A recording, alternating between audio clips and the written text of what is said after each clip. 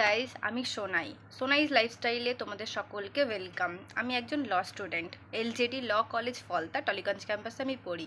এটা আমার first blog. এখানে আমি তোমাদেরকে ল সম্বন্ধে কোনো কিছু বলবো না, মানে পড়াশোনা কেমন কি হয় ওই রকম ধরনের কোনো আপডেট এখানে দেবো না।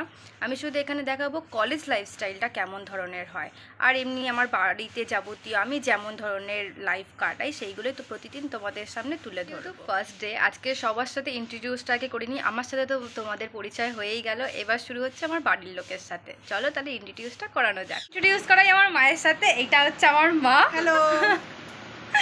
এইটা হচ্ছে আমার মাদার ইন্ডিয়া।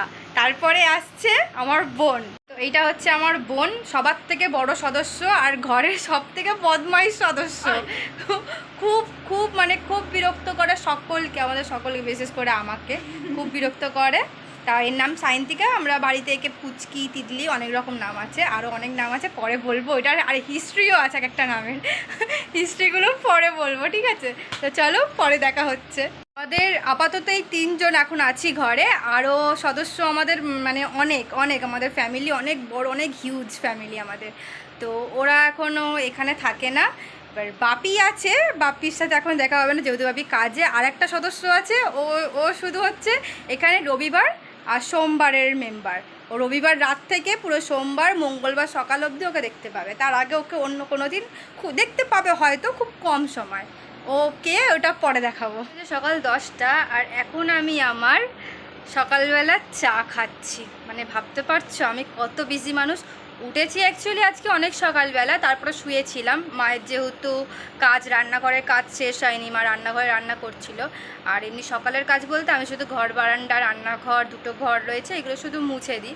মা যেহেতু মুছতে পারে না, তা ওই জন্য মা রান্নাঘরের কাজ শেষ হয়নি বলে আমি চুপচাপ শুয়েছিলাম। তারপর উঠে কাজবাজ সেরে এখন হচ্ছে চা খাচ্ছি। একটু পরে স্নানে যাব। অন্যদিন আমি সকালবেলা যখন কলেজ থাকে তখন সকাল সকালে এসব করে নিই, স্নান টান করে আমি কলেজে বেরিয়ে যাই। এতক্ষণে আমি কলেজে হয়তো হাফ রাস্তায়।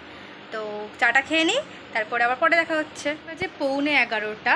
তো এখন আমার চাটা খাওয়া হয়ে গেছে। বোনও স্কুলে চলে গেছে যেহেতু আজকে ওর এক্সাম আছে। আর মা একটু বেরিয়েছে। তো কিছু জামা কাপড় আছে, আমি ভাবছি এগুলো গুছিয়ে নিই, একটু হাতাহাতি কাজ করে দিলে যদি একটু মায়ের এগিয়ে যায় আর কি। জামা কাপড়গুলো গুছিয়ে নিই।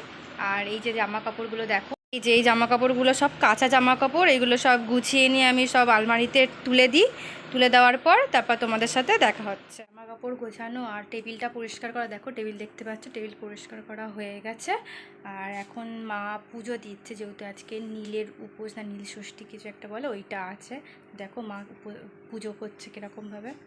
এই যে এখানেই আমাদের সব ঠাকুর থাকে, এখানে মা এখন জপ করছে। এখন আমি চুলে তেল মাখবো। আমি ইউজুয়ালি সারা সপ্তাহ তেল চুলে দিই না, আমি শুধু শ্যাম্পু করার আগে মানে 1-1.5 ঘন্টা আগে আমি তেল দিই মাথায়। এমনি সারা সপ্তাহ আমার চুল শ্যাম্পু করাই থাকে, যেহেতু কলেজ টলেজে যাই শ্যাম্পু করি না, এই তেল দিই না। আর আমি নারকেল তেলই ইউজ করি। আমি স্ট্রেট করেছিলাম চুল কমাস হলো, মাস স্ট্রেট করেছি, সেপ্টেম্বরে স্ট্রেট করেছিলাম। এইটা এপ্রিল মাস। ওই চুল আরও কেটেছি, কেটে ছোটো করেছি। তো আমি নর্মাল নারকেল তেলই ইউজ করি, ব্লু রঙের যে নারকেল তেলটা। সেরকম আমার হেয়ার ফল হয় না। মাঝে মধ্যে মা স্পা করে দেয় আমার চুলে, হেয়ার ফল সেরকম এমনি এখন জলের জন্য সবারই হেয়ার ফল ধরতে গেলে হচ্ছে, ওরকম ধরনের একটু আধটু হেয়ার ফল হয়।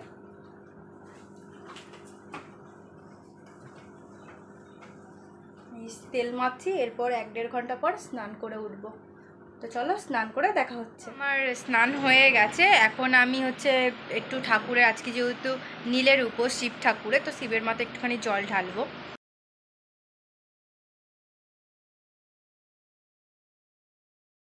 তোমরা দেখলে আমি শিব ঠাকুরের মাথায় জল ঢেলে নিয়েছি। এবার আমি খেতে বসবো।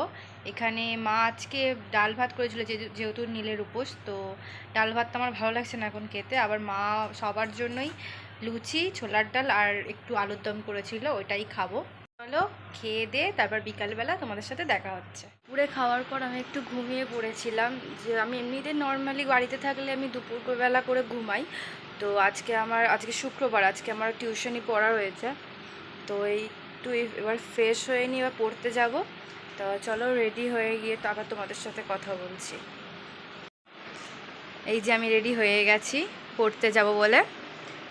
তো ওখানে গিয়ে তো আর আমি কোনো ভিডিও করতে পারবো না, যদি স্যার দেখে যে আমি ভিডিও করছি পড়তে গিয়ে, আর আমার আস্ত থাকবে না।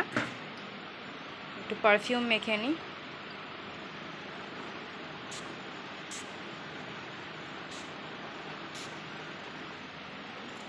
চলো তাহলে যদি পারি আমি ওখানে গিয়ে ভিডিও করব, যদি একা থাকি বা কিছু, যদি একটু সুযোগ পাই, স্যার বেরিয়ে গেছে বা ওরকমভাবে, আর না যদি পারি তাহলে একেবারে এসে দেখা হবে। ততক্ষণই টাটা। এখানে পড়তে এসে গেছি, স্যার পাশের ঘরে রয়েছে, এখনও কেউ আসেনি, আমি ফার্স্ট এসেছি।